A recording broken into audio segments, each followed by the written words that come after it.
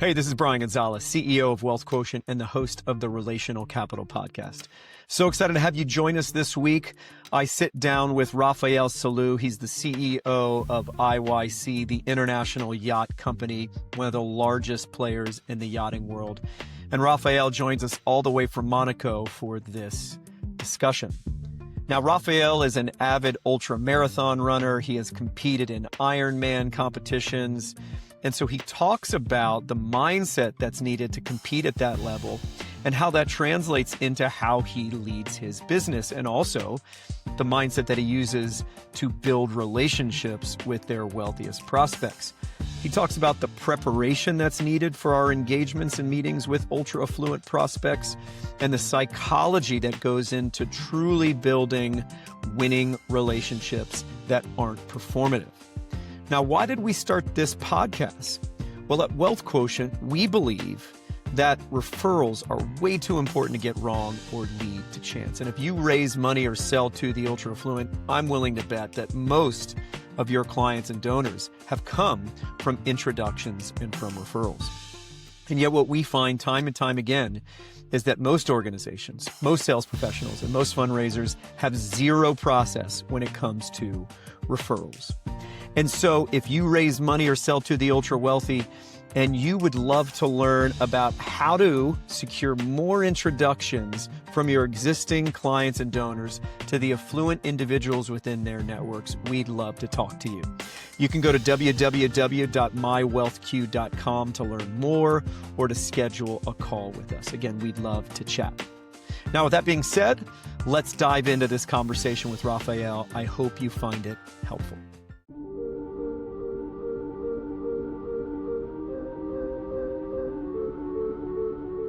Successfully engaging the ultra-wealthy is one of the biggest challenges in sales and fundraising.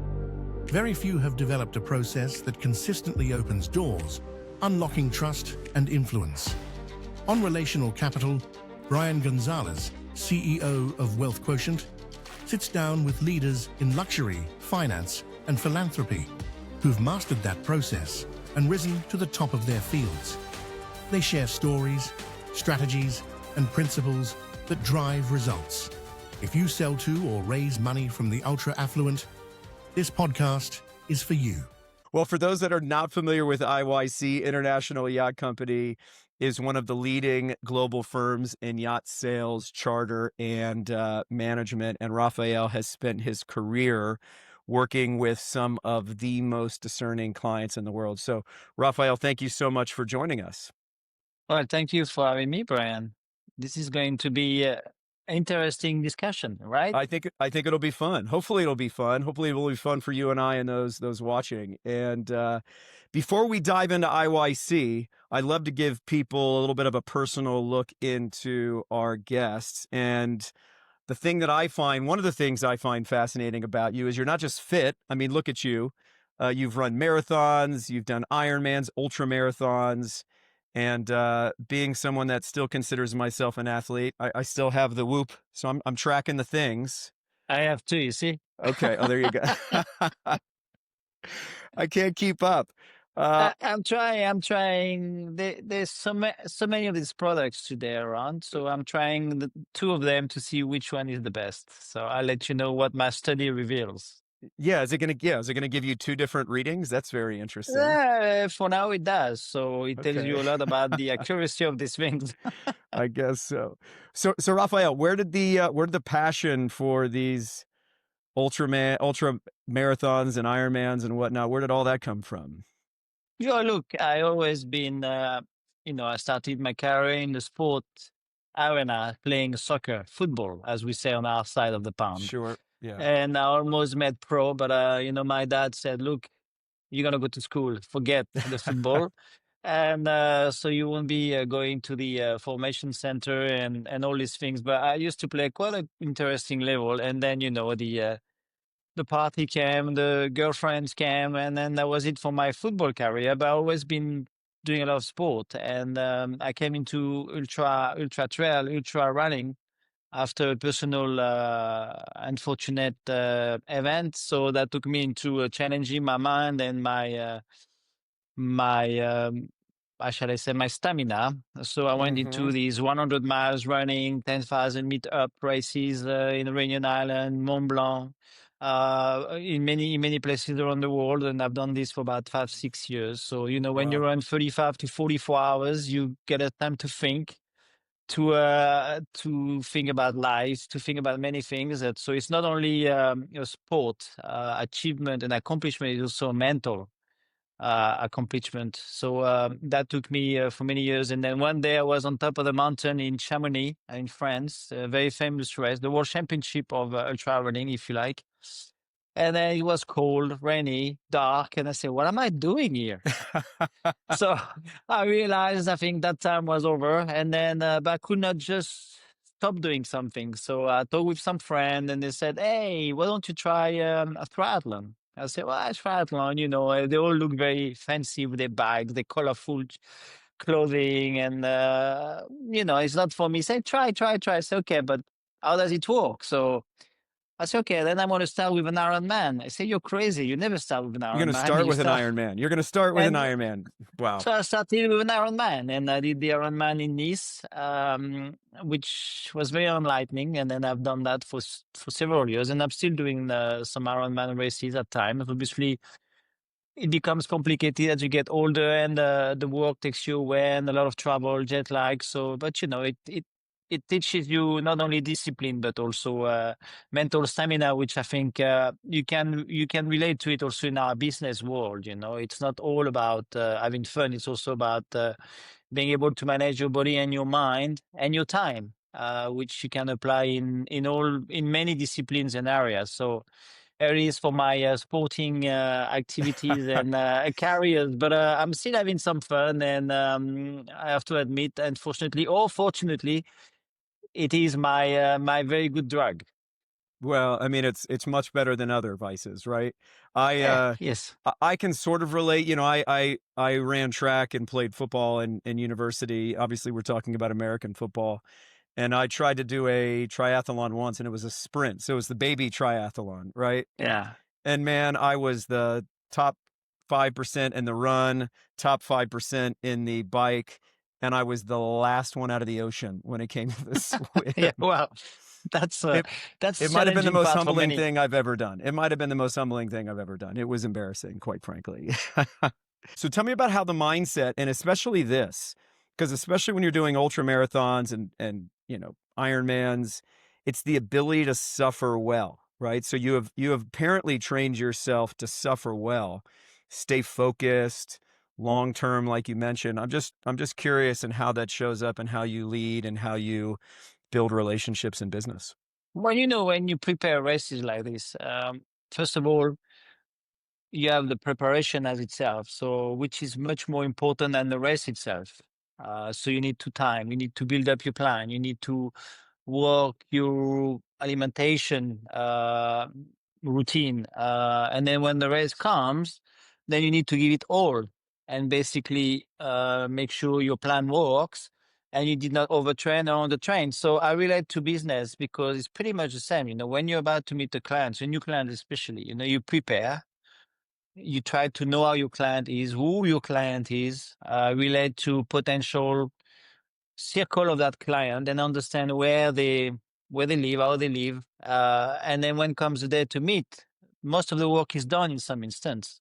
Then you go Mm-hmm. for the win or the catch, depends how you call it. So you relate to sport a lot then. And then obviously, you apply your strategy. And similarly, when you're doing sport, your strategy might not work. You may realize after 2 hours running or half an hour talking to this person that basically what you had in mind actually is the wrong plan. So you try to adjust and you try to take another strategy, and then obviously with the end goal to win the client or do a good timing in your race. So there's a lot of similarities to some extent. Obviously, one is a one-to-one relationship or one-to-a-group relationship whereby it's business discussion, and the other one is you against yourself and the race itself. But the preparation and the steps to achieve what you're trying to get in both arenas, to my point of view, are very similar paths, if I may. And Yeah. that's why I like to relate to sport. And the big cliche is always discipline, and you need discipline, but you know, discipline is one thing, but you also need to be able to adjust as you go. And, I had races where I thought everything will be going like that. And after an hour, I say, oh, it's not going the way I planned it to be. Or I had a flat tire or I had whatever. And then I adapt and I readjust my strategy. And I think when you go with a client to be, or existing one, but obviously more with a client to be whom you're trying to build a bridge with, that can happen to you as well. You expect something and something else pop up, and then you need to readjust, maybe in a way you haven't even thought about. And that's what I like to compare both worlds in a way. Lots of extrapolation here, but I think it is very much what I learned from sports. It's how to adapt, prepare, and action, with the Yeah. idea that your action may differ from your initial plan and strategy. 100%. And I don't want to get too far ahead, but you've hit on something because I do want to get into kind of your story and how you got into yachting in the ultra luxury space. But you talk about preparation. And so it leads me into kind of one of the questions that I want to ask you, which is really around you talk about being prepared like you would for a race, that you're prepared trying to know everything you can about that prospect before you walk in. And I love that you talk about that because one of the things that I think is so important for successful sales professionals, brokers, fundraisers, is that they don't go into these meetings with prospects winging it. And so often they do. And one of the things that I love to say is the last thing that I think a broker, a sales professional should rely on is just their own charisma, charm, and chance to connect them with someone, right? And if there is connective tissue relationally with that person, I would think you would want to know that before you walk in to the meeting, which is kind of what you were just speaking about. Yeah. So, yeah, Try to know, find a way, obviously, if you can. It's not always the case, but if there's any center of interest which you may be sharing with that person, yep, to open a discussion or open a topic. Any sport, hobby, you may find of interest, then obviously that opens the discussion, or that will be an opportunity during that discussion where you can rebound on that aspect, which definitely will open more doors than they close any. So you got to be prepared. Definitely, you need to have done your homework. Of course, your own charisma, personality will help a lot into opening the initial doors. But when you open these initial doors, then come the most important doors, whereby this is okay, what I know, who you are, and what are we going to be together. And I think this is where we have many people trying to go into a meeting with, okay, I'm a good guy. I know I'm funny. I am this, I am that, and I'll wing it. So you may wing it once, twice, but will come a time where you cannot wing it anymore. You yeah. got to know what you're talking about, and you got to know what they're ready to talk about, and you got to know exactly what may be the doors which you are left to be opening, and that's Yeah. what makes a difference to my point of view. Well, and then if you're not prepared, right, you hope you'll find something. What if you miss some connective tissue that would have been a really big game Sure. changer in terms of that chemistry and trust? But one of the things that I find tricky, and I don't know if you've experienced this, is kind of walking that line between being informed and overly calculated. And so how do you do your homework without like losing authenticity? And I'm wondering if you've ever learned something about someone before the meeting that helped you, but you had to be careful about how you use it. Yes, you're trying to know a bit more about the individual you're meeting, especially in our sphere. It's quite often very easy to find data and details about the individual we are meeting. They are, with a few exceptions, very prominent on social media, either willingly or not, but you Hmm. can find a lot of information on them. And, if you can find a few center of interest or thing which may come handy during your discussion, I will not go into a discussion right into boom. Oh, you like doing this? No, no, no. But that may come during your discussion and during the topic. Also, it all depends how the meeting is set, whether it's a one-to-one or you and the team, and et cetera, et cetera. So there again, I think it's also tactical on how you will address and manage your meeting. And I think, going back to the initial point whereby I had some correlation between a race and a meeting, you may didn't plan that tails there or that heels, and suddenly it's in front of you and you say, oh, okay, I have to go up or I have to go down. There is the same, you need to Yeah. leave open and find the opportunity to play your cards or not. So I don't think there is a playbook on how you can address prospects. And I don't think you will address all your prospects the same manner. Everybody is different. Everybody is unique to some extent, and therefore, each meeting has to be set up and prepared in a different manner and handled in a different manner, Yeah. to my point Well, of view. and the cliche is the more prepared you are, the luckier you get, right? So, Yeah, yes and no. I think it's also how you play your cards and when you decide to play these cards, and yeah, obviously, what is your leverage? I think it's a mix of your persona, your attitude, your behavior, this connection, this connectivity, which you mentioned earlier. And then when you have this established and you see what works or what doesn't work, then you can go into your preparation mode and the things you know. yeah, That's the way I look at it, yeah, personally. I think. Everybody has its own techniques, I guess. But the one I know of is this one. Also, of course, we're dealing with extremely intelligent individual. We can see through you in a minute. And therefore, you cannot just play a role. You have to be yourself and uh-huh. show that forgive my French, you know your shit. And that you also know what about this individual and build up this relationship. And Sure.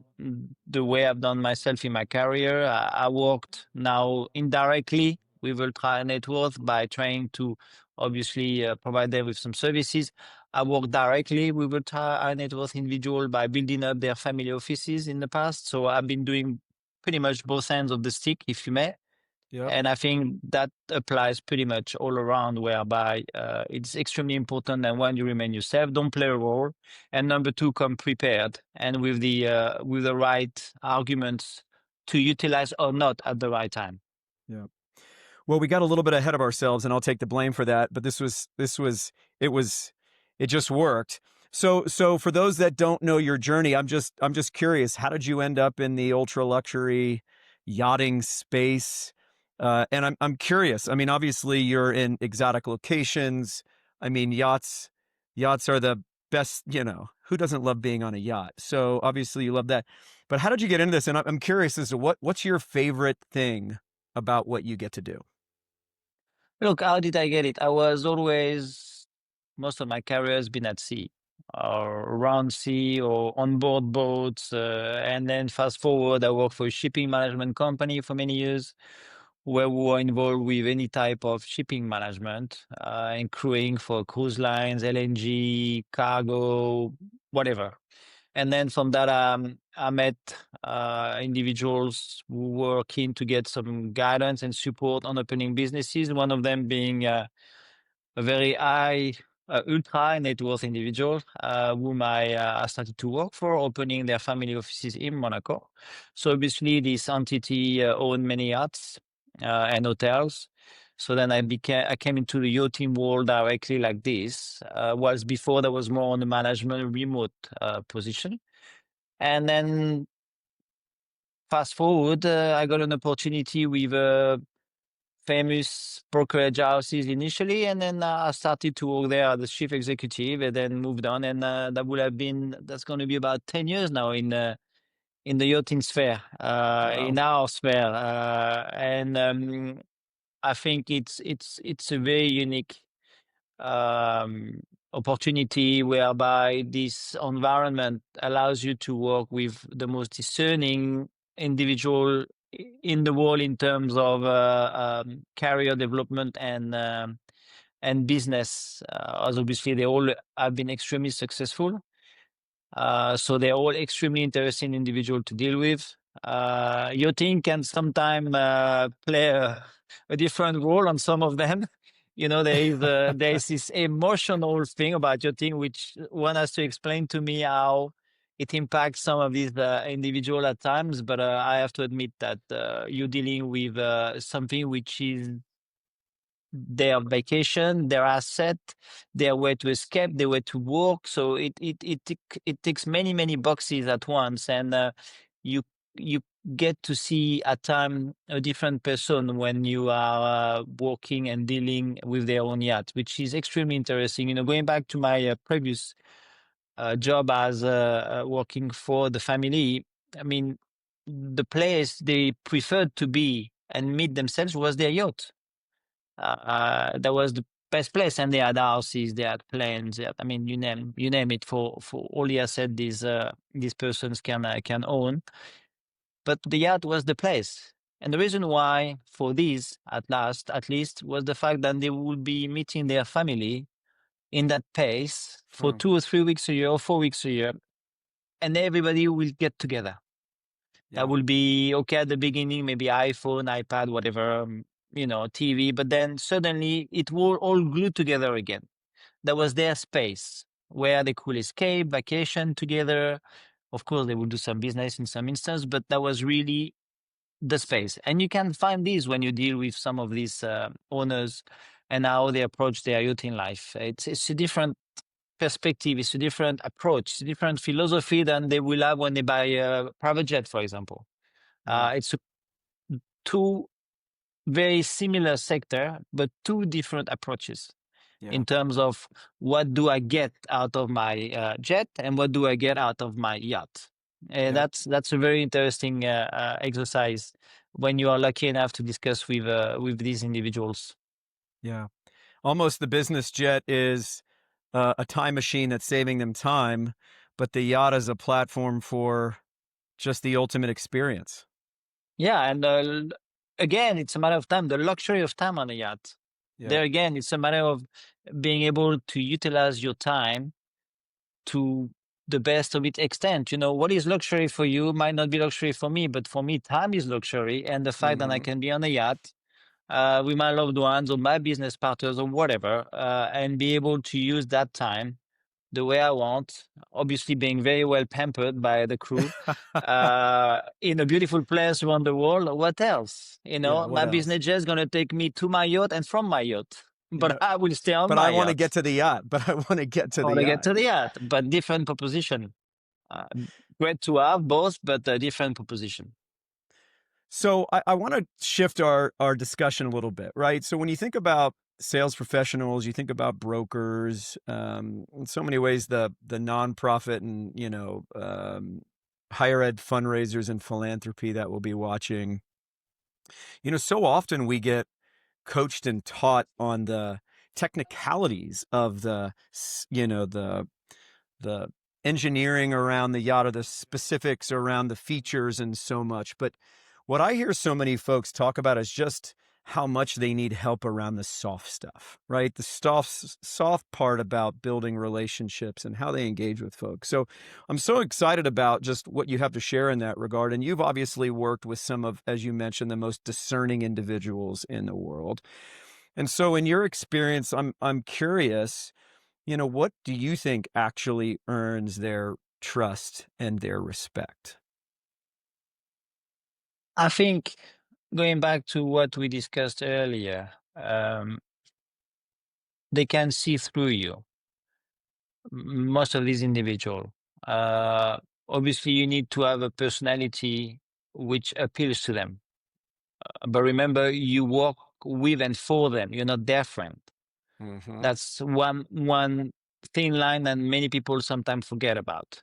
That's When huge. they're when the relationship is going well and they get to travel with them on a private jet to see a yacht here or there, some may forget that thin line, but never forget that, because they don't forget that. And that's number one. So your behavior, your personality, you may be pleasant to be with, you may be pleasant to be around with, they may be having fun having you on board with them on board the jet and dining and whining, and that's one thing. But the bottom line is you need to know what you are talking about. You need to know what you are going to sell them. You need to know why you are going to sell them. And I think very often some forget that very important point. I mean, we've been going through a extraordinary years in the yachting industry post-COVID, with a lot of sales being extremely easy to accomplish, with a lot of people wanting to buy a yacht, and therefore very little work to be done, so you'll be able to sell a yacht. And a lot of individuals felt that, oh, that's easy. I'm going to be a broker tomorrow because you know what? To sell a yacht, it's easy. But remember, you sell a yacht, you need to remember that this person may sell their yacht again. So you need to find the right program for them. So not only they enjoy their yacht, they buy the right yacht at the right price. And there is a future for that yacht going forward. And I think that's a prospects which a good person may be able to explain, take you through as a journey, and your client or prospect will really appreciate it and will keep you. Mm-hmm. So if you go for a one-shot sale, that's easy and that's harder now. But if you want to build that long-term relationship, you need to build that trust. Okay, Yeah. trust is a cliche again, but the cliche is made on the fact that you need to know exactly what your client wants. Your client may come to you and say, I want a 50 million yacht, I don't know, 70 meters, but in fact may only need a 50-meter yacht, less expensive. And you need to be able to guide that decision yourself. Yep. Your price is not the money you're going to make. Your price is how good you're going to be to, one, please that client and retain that client. We may go to a 70 meters in 2, 3, 4, 5 years. You understand my point? Yep. So I think this trust or this bridge needs to be built in that mannerism. Well, and it again, we love cliches, but it's saying I'm genuinely trying to do what's best for the client, not what's going to get me the biggest commission, right? Right. And unfortunately, sometimes people forget that. Yeah. Well, so you and I both see a lot of people who are breaking into this world that kind of miss the mark. And we've talked about some things before where you're like authenticity, being yourself, they'll see right through you. But I'm curious from your perspective, what do you think most organizations or brokers get wrong when they're addressing this audience? Are there things that you see time and again that make you cringe? Well, to lie, trying to achieve the big price. So to lie on, for example, how much my yacht is worth. Obviously, my yacht is always the best yacht, right? I own the best Yes. yacht in the world. So you're not necessarily happy when somebody tells you, well, might be too high and you should consider that price. But I think this is a discussion you should be able to have Yeah. as a true professional.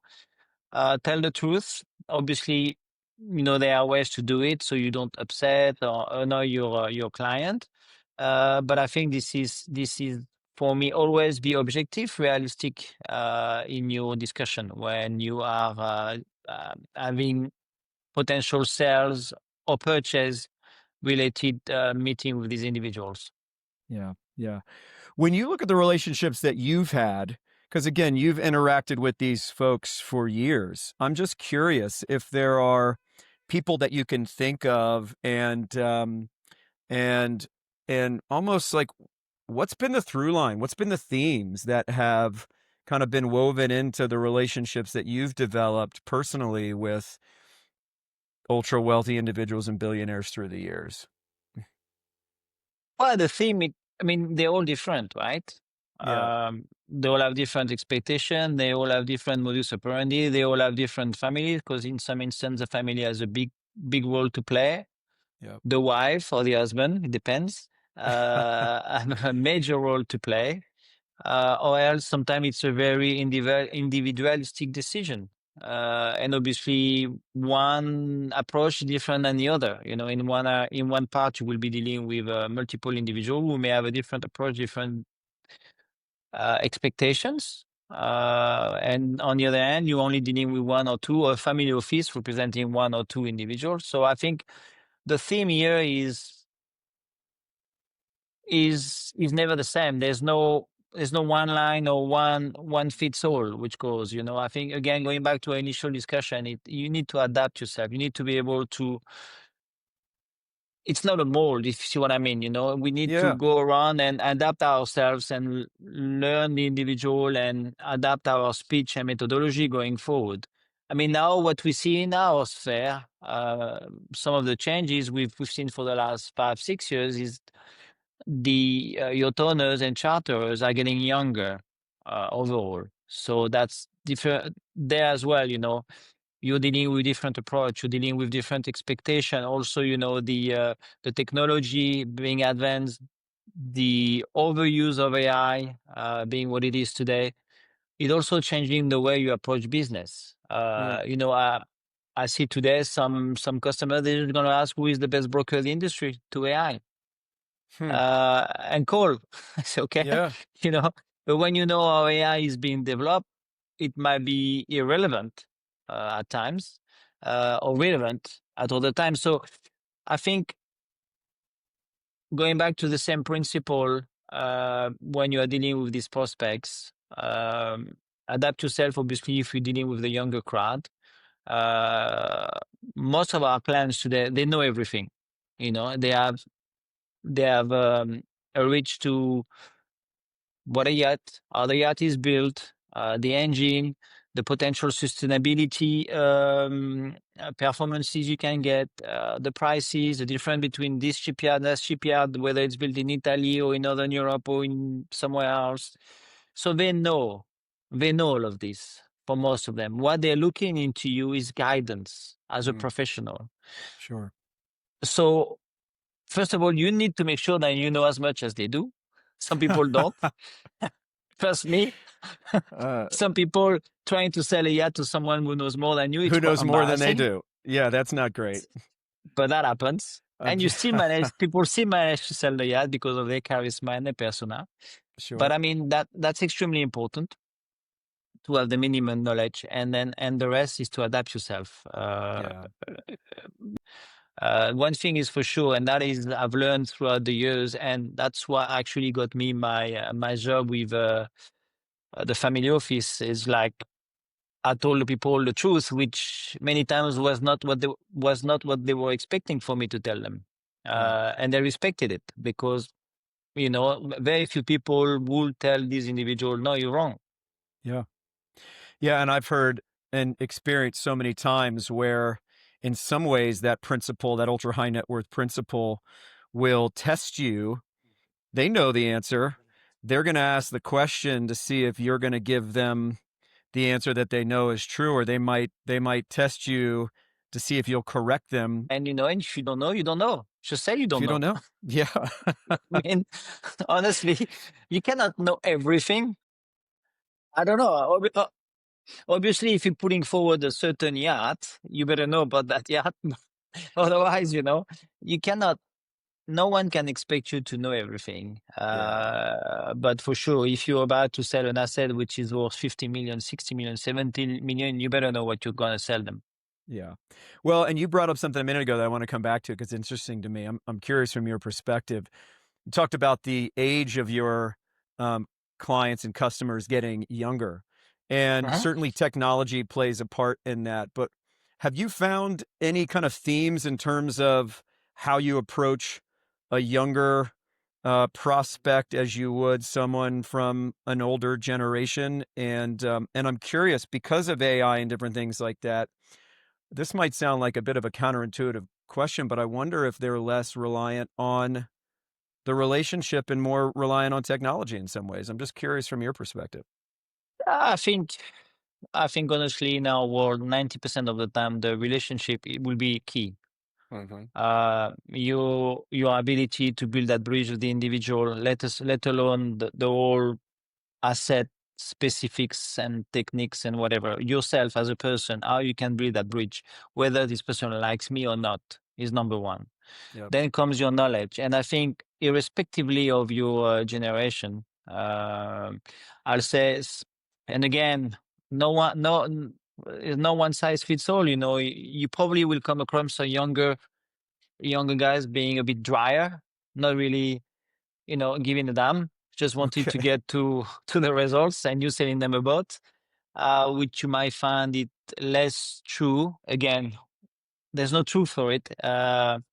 But I came across some families whereby the principal was of a certain age, but their family members were younger, and they were the one guiding them to some extent. So they will be the ones saying, "Oh, I saw this one on Instagram or I Google this." So and the principal will be, you see, okay, tell me more about this. So in a meeting, 3 or 4 ways whereby have different individuals involved, where the initial idea of the principal was something, and you start going that way, and suddenly that additional person or another person comes with, "Hey, hold on a minute, I've seen this, I've done this, ta ta ta ta ta ta." So yeah, you come to very interesting proposition, but the younger crowd, they will be, from my experience, the discussion may be a little drier and faster, Yeah. knowing to where I want to be and what I want to get. Yeah. And this is where your role as a sales or charter consultant is to be able to guide them properly, because some may think they need to be there, but might not be the right proposition for them. Yeah. And that's where you need to be able to demonstrate to them that actually it would be better for them to do this or that, Yeah. But I have to admit, in our world, a lot of our customers are very, very well educated in the sense that they really know what they want. Some of them may come with some strange ideas, which you need to discourage them about, because that's not going to fit them, and that's going to bite you back in 1, 2, or 3 years. But the level of knowledge today is very, very high. Hence the importance, again, when I tell the people we are working with, make sure you know what you're talking about, because that's key. Okay, I've got a couple of fast fire questions for you to kind of end us. So a few things. How do you get in the room with ultra wealthy people? How do you get access to them? Right, they're hard to reach folks. Obviously, you've got great marketing and different things of that nature. But how do you get in the room? Sure, it can be super easy and extremely complicated. No, obviously, through referrals, which I think is something very close to your heart, which can play a big role. Through leads, direct lead, you get a contact. Okay, I'd like to buy a yacht. I'd like to charter. Yeah, okay, thank you. Let's meet or let's communicate. Or through events and shows. Sure. So there are 3 main ways today. I'll say referral, direct, and through event and shows. That's great. But in principle, I'll say American in general are relatively not easy, but it's a friendly approach. Some other nationalities may be a little more complicated. You may Yeah. actually never come across the principal herself or himself. It may have to go through family offices or representative But these are the 3 ways today which are predominantly utilized to establish contact. Has there ever been anything really unconventional or out of the box that you've tried to get in front of someone that worked or didn't? That worked or didn't? Let me give it some thoughts. I'm putting you on the spot with this one. No. Yeah. No, not at all. Not at all. Once I knew, and there are a few, as a matter of fact, who love biking, yacht owners. Yep. So I knew, more or less what they were, and then during a regular boat show, I came across either the captain or the owner themselves and say, "Hey, you like biking?" And ta. So try to get a ride with the captain initially, and then it turned out that the principal joined the ride. And then I tell you, all the doors are open. Now you're talking about something that I love and am passionate about, and you've hit on this, Raphael, and this was completely unplanned for our audience. But I am passionate about using passions and interests of the people that Absolutely. we're trying to engage with as a way to build a bridge relationally to them, right? What are they So what I passionate about? told, yeah, initially, try to get as much information as possible on the person and try to know what their passion is. Some maybe fine wines, but to a level which is true passion, just not, I like a good wine, like Yep. real passion. And there again, you can bridge, you can open doors like this. That biking thing that was I realized, and I went on board, and they had this incredible bike collection, a road bike, huh? Mm-hmm.